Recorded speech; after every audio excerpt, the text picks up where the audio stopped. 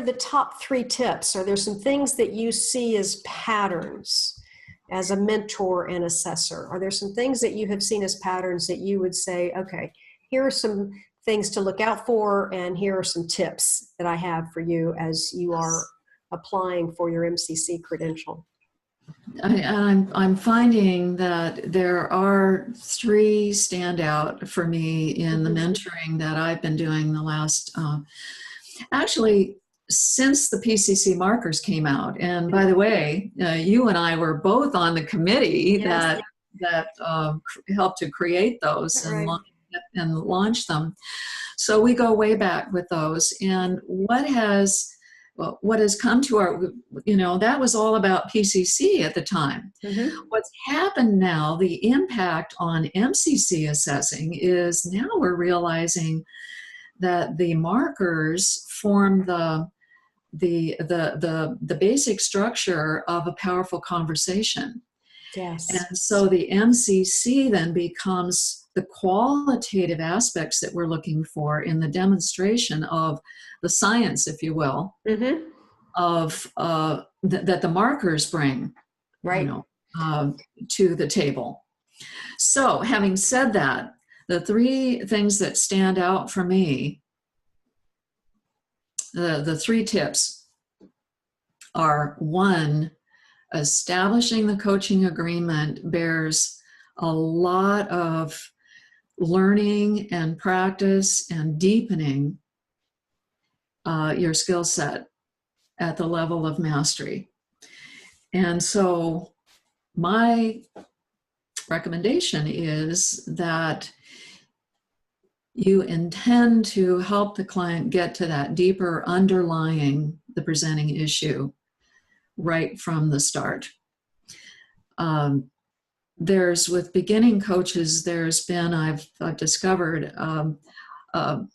some kind of belief that I have to get establishing the coaching agreement out of the way so I can get to the coaching.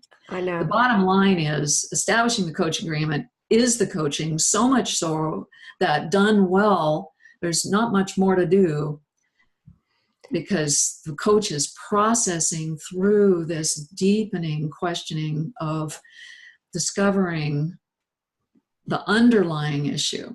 Yes.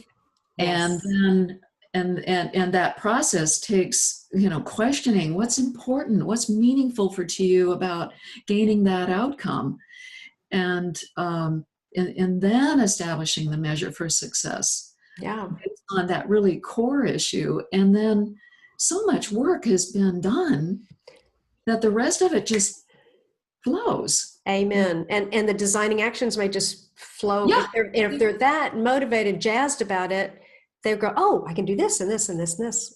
Amen. You were singing my song. And I have an example. Okay. This was yesterday, working with a mentee. I was listening to his recording and then we debriefed it. And his client said, what I want is a solid plan. And what caught the coach's attention was that word solid seemed really important and significant. So he questioned that. And what came out of that was, as the coachee was sharing, he realized what his real deeper outcome was that he wanted. He said, I want to have a clear understanding of what gets in the way of taking that first step toward a plan. Ooh. It always stops me, that first step. But the key word there was clear. Not so much understanding, because that's usually the booby prize, we all know that. But what stood out was clear, and what my mentee missed was that, and he stayed with the original and took the conversation forward. And so I was showing him that the client told you the underlying. He wanted a clear understanding. So you could have asked, so how clear are you now about what gets in the way? and how clear do you want to get to? What Yeah. kind of clarity do you want to get Right. to? And what does a clear understanding look like? What does it look like? What And is what it? would that bring you if you Right. understand, if you have a clear understanding and you can keep going? And thank you for that, because the clear understanding may bring confidence, personal confidence. It may bring a freedom to take the risk, whatever that is that seems to get in the way. Yeah. And And and that, I, yeah, absolutely. And to me, I think this is one of the challenging competencies, and because it's first, and as you say, it's like, oh, okay, here's what's the theme, and we're going to just go through there and get and follow that track, which we've all done. We've all done it. And it's easy to fall into just doing that. And sometimes the client is not so patient to do that full exploration. They're like, this is on my to-do list and I'm off and running, and come on, let's get to it. And you kind of have to wait, let's hold on. Let's keep going a little deeper, and what's underneath that, and what's underneath that. It's what I call is mining for gold. You're looking mining for for those, gold. yeah, you're looking for those Mining for gold. nuggets. Yeah. And you can start to see it and feel it with the client. Well, and when they start, so this is where we can establish the creative tension between the, how that's feeling right now. I'm upset, I'm frustrated, and so I could ask in this instance, so imagine that you have that clear understanding. Yeah. Yeah. You've got it. What's that going to look like Right. and feel like? Yeah. And that helps them create that ideal future state. And now we've got this creative tension that can pull them forward, right? And what will that bring you? And what will that bring you? Yeah. So what I'm hearing is one of the biggies is stay with establishing agreement and get to that, really peel apart the layers till you find what is it that the client came for in that session. And if it may take time. Number two, what I heard from you is that is coaching. You are using almost all of the competencies. You're using all the competencies. They're raising their self-awareness, and they let go of that first, like, no, I just want to design the plan, Yeah, right. But what will having the plan do for you? And they're starting to get, like, oh, and they're going down the rabbit hole and going, oh, I'm liking this. Yeah. This is yeah, There it's may a be, happening thing, there's some treasure there at the end. So And yeah, go ahead. what we used to do is we'd get so far with establishing the coaching agreement, and then we would make an assumption, and we would design this masterful, powerful, really great, powerful question that would transition us into the coaching, Right. Well, what I now realize is we made an assumption. So that's why that marker is so key. What do you believe you need to address? Mm-hmm. Now, I'm not making an assumption on, where. So the you is the client. What do you need? Focusing again on what they want to get out of it, what they want to take from it. Yeah. And oftentimes it's not what I thought it would be. It's there lurking underneath that I haven't even seen or heard yet. Right. So. Yeah, and it not making it that it may or may not be lurking, but at least being willing to stick with it and explore more deeply and continue to peel apart the layers until you get to where there's typically a catharsis when you really get to the underlying. It's yes. Like, oh, that's what I really want. I want this sense of peace. Yes. I want this, it's really intrinsic if you can get that far. Absolutely. And it's a similar conversation of doing the intake session for the planning and goal setting at the very beginning. You want to really fine tune and get to the heart of what does the client really want to get from this coaching engagement with you. Yes. Drill down deeply on each session. And if it takes, you've got an hour in the meeting, it takes the hour, so be it. So the markers, I'm sorry? It's worthwhile. It's Yeah. absolutely, like you said, I find those some of the most valuable sessions for the clients has been like, wow, I had no idea. I thought I was going over in this direction, and this conversation, I realized that's not what I want at all. This is really the heart of it. So very, very powerful. Again, what I'm hearing from you though, Fran, is that markers have served to clarify the elements, Yes. the elements that need to be demonstrated, the evidence. There's a distinction on the qualitative That's right. difference at PCC level versus MCC. Also, PCC doesn't have to demonstrate every single one. Are you looking for them all demonstrated at MCC? No. Okay. No. As I said, we're looking for have you established the pattern of showing us that you've mastered this qualitative aspect, right? Okay. Is that showing up? Okay. What other tips? Top tips. Well, the other tip is creating awareness. It's really putting more intentionality on drilling for the clients, learning about themselves, their self-discovery. And that can happen throughout the conversation, not just a question at the end, which you get points for, but, what's your takeaway or what's your biggest learning? At the very end, the cherry on top. Right. This inviting their self-discovery, inviting their noticing, like, oh, what are you noticing about yourself as you said those words? There's opportunities all the way through. Yes. Taking it to that next level.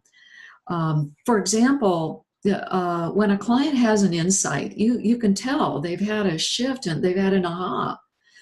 So rather than moving on from the aha, left kind of hanging in the air, you've just had an insight. Yeah. What are you learning about yourself? Right. Taking that the next level. What have you just learned about yourself out of that insight, that realization, that discovery that has just emerged for you? Yeah. And again, I think it's really important to pause in those moments and to point out again, it surprises me how often for us as coaches, we see it. It's like, oh, it's right there. There was this huge shift and there was an aha and wow, did you hear yourself? But the clients, I find often the clients will just kind of dismiss that. Or they'll move on through or they'll say, you can hear their brain say kind of yes, but. And so it's really, I think, essential for us, and part of our role is to pause, shine that light and say, yes, did you hear? What? And not assume that they heard themselves. Exactly. And just because we heard it and were impacted and we could see that, not just noticing the shift, but maybe repeating the words or asking, did you hear what you just said? Yeah. What's there for you? Yeah, what's different? Yeah. It just occurs to me, Meg, that we're teaching, training, showing our clients how to be self-reflective practitioners, in life. Yeah. That's a good point. Because I think it's human nature to have a lot of people aren't used to being self-reflective. This is whole new territory. That's very true. It's very true. Yeah. And if we've been listening to old tapes over and over and over again, which I know I'm guilty of, we will kind of poo-pah or just ignore some of those signals. And again, that's one of the values of coaching. So I heard establishing agreement, creating awareness, a big one. And if I can mention that, linking it sounds like you're combining that with active listening and direct communication of. Oh yeah, they're all integrated. Powerful questions. Yeah, I know. It isn't a checklist, is it? No. Are there any others that you feel are sort of essential ones for, or what you're listening for at MCC level? Well, I'd like to give you my 3 tip for Great. For coaches, my third one for coaches who are on the path toward the MCC credential. Because these are the three that I'm noticing as a pattern with all my mentees going for MCC recently. And I say recently in the last couple of years. Mm-hmm. And it's been the advent of the markers that has influenced this, how it has influenced our assessing of the exams. And it's this, that really, if the markers are new to you, they came out after you got your PCC, learn them, practice them, really take them on as part of your science of your mastery. Yes. Really establishing, owning, learning, do your work with the markers and the art of the qualitative with the MCC level. Embrace them both in your practicing your journey. Yeah. Toward producing those 2 recordings that you're going to submit, really on a tactical level. That's a hot tip. Okay, very good. Well, yeah, because I invite people to study the markers, use that sort of as am I demonstrating these as a good self-assessment with layering on that the minimum skills requirements for MCC. Exactly. And because there are some of these points of distinction of going more deeply, going deeper and wider kind of thing with the conversation. More of what you said, that qualitative, the state of being, the who, that confidence. So a lot of it is this kind of, I think that's the frustration that many of us on the path have had, is what is that sort of intangible? But this helps with this. The conversation with you today has really helped solidify some of the key pivotal points that assessors are listening for, and to anchor in with the PCC markers is a great place to start, and continuing to practice to where it is that the art of it at the MCC level becomes just unconscious competence. Yeah, exactly. Well, what we've noticed at the assessor community and ICF a few years ago was that so many people were not passing the MCC, and the words I put on it are because there was a thinking that I've got my PCC, I did my 750 at the time, now 500, and now I've got my 2500, and so now I can apply for MCC, and people weren't passing because they were practicing bad habits for 2,000 hours. That's right. Defaults, practices and all of that. And the MCC was always qualitatively different. It always was. Yeah. And so now it can stand on the shoulders of the markers, and where the pass rate is up, up, up. Yes, okay. I've noticed. Yeah. Yeah. I think it also helps that we're having the same client, that I find that the assessors, the coach feels confident in that there's a flow and there's a pattern. And, that used to not be, when I applied for MCC, they wanted different clients. So now being allowed to do the same client, I'm finding that many of the candidates feel confident with 1 or 2 particular clients who are doing that transformational work for themselves and willing to go there. Yes. And the requirement, of course, when we realized what was happening with the pass rate, then ICF requiring the 10 hours of mentored coaching to put in that course correction to support. And I've had mentees that have just like, oh my God, they discovered they were coaching at the ACC level. And it was a bitter pill to swallow. Right. Well, I'm the first to admit, though, I have my MCC for a decade now, and they're still I have days where I'm coaching. Me too. Oh my goodness.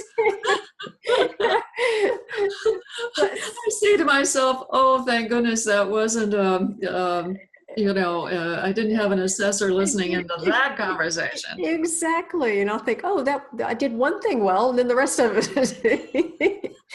And that's the learning. And I think that, again, that's one of the messages I always say is it's a journey of mastery. It's step by step. And just because you've got an MCC does not mean you go, yay, I've arrived. I'm at the top of the mountain. I'm done. Mm-mm. We're all working and learning and growing. Yeah. Mag, that brings me to something that I would like to add as advice or words of wisdom for someone on the MCC path. Actually, this could be true for MCC as well. And I'll start with narrating a bit of this, that it comes from my noticing the mentees that I love to work with and that I choose to work with, who, when someone calls me and they're interviewing me to be their MCC mentor, mm-hmm. what I'm listening for is what they really want is the journey of their personal growth and who they're being as a human being. Yes. In life, in the world, in their work. And oh, by the way, that has a grand impact, a positive impact on who they're being, a fundamental impact on who they're being as a coach. That's who I want to work with. Mm-hmm. And if I don't hear that, I'm not interested in, and I did have an experience of a mentee, years ago, who just wanted the certificate on the wall. Right. She said, because I always ask, what's your motivation? Mm-hmm. That's what opens it up, because I want to hear what their motivation is for the mentoring. And she said, well, I always go to the top of whatever, I get the PhD, I get the this, I always go to the top of whatever I'm going, and I want to have that MCC. Yeah. I want to have a certificate on the wall. And unfortunately, I went ahead and took her on. Big mistake. I know, I've been there. And first of all, there's no guarantee. Number two, all these things that we've been talking about in this conversation, that qualitative, I think, doesn't come through authentically if all they're looking for is getting that certificate. It doesn't have the motivation that gets them there. Yeah. It doesn't. And the assessors hear it, and the assessors hear it as well. And I think that, and again, though, that's part of everybody's journey, isn't it? It is. So that was part of hers, and lucky her that she had you as a mentor. So there's still some seeds that were planted. I know that, just being in your presence and working with you for those hours. Thank was you. Of value. So as we're wrapping up, one thing that I have to ask you is if you would share for the Wisdom Library, share a bit about your portable mentor and your mentor services, or anything else that any other projects that you might have as resources for us. Oh, thank you. myportablementor.com. That'll get you right to the page. And My Portable Mentor is a series of audios. I move systematically through the competencies, and I actually spend 3 audios on establishing the coaching agreement. Interesting, because this was pre-PCC markers. That's actually. Right. It was, yeah. I was influenced by the markers because we had spent 2 years developing them. And they were posted on ICF, a website in June of 2014. And I launched the My Portable Mentor product in August of 2014. So I know the influence showed up there. So I moved systematically through, and it's not so much, I don't do in My Portable Mentor walking through the competencies and what they are and explaining them. That's not what's it about. It's about 20 years of experience, and I'm sharing the wisdom, the top wisdom that I have to share about what's important in demonstrating and being the space for these competencies, each one. So there are 17 audios. There are no more than 15 minutes apiece. And there's also 17 materials, particularly for beginning coaches. They're free. They do have my branding on them, but they're in Word. You can rebrand them for yourselves, cut and paste and use them, to your own benefit. So My Portable Mentor, it's on my website. You can go there. And we will put we'll put the links in for the resources for sure, because I think it's a great supplement to have to reinforce. Thank you. And they're downloadable. You can listen to them streaming online, or you can download them for your iPod or whatever. Yeah, so enjoy. I've had testimonies. The latest one there are two of them that just tickled me.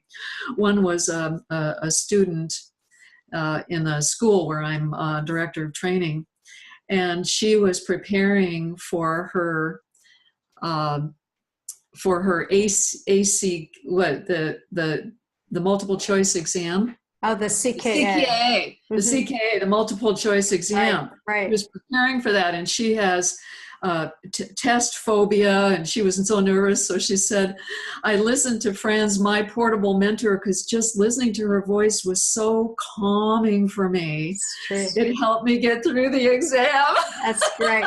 I've recommended it to a lot of mentees for that purpose. So I think it's very, very helpful.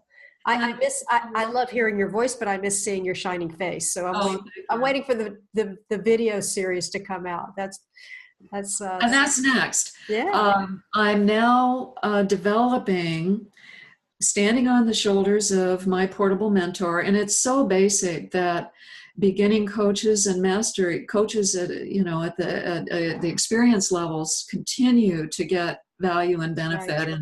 And I've heard that it really helps them before they apply for their exams and so forth. So that's not going away. What I'm preparing is the video series on the PCC markers and the MCC qualitative. So you've had a taste today of much of the flavor of what that one's going to be about. And I will include demos in this new series, and it's called Coaching Wisdom Mentoring.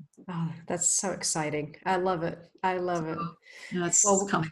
We look forward to that very much. And I know you'll keep us posted on that. And you're so generous of your time and your wisdom and your passion. Thank you so much for being with us today and for sharing. And I look forward. You're a passion sister. Absolutely, it's great. It's great to have you on the path together with me. And I look forward to our next connection, which I hope will be very soon. Thank you. Thank you.